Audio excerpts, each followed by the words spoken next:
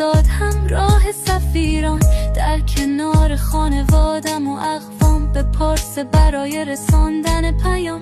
راهی شدم به آن سوی ایران، گذشت روز و شبهای فراوان، بیان که بفهمم از گذر زمان. من رسیدم به شهر پارسیان، برایم به پا کردن تمام مردمان.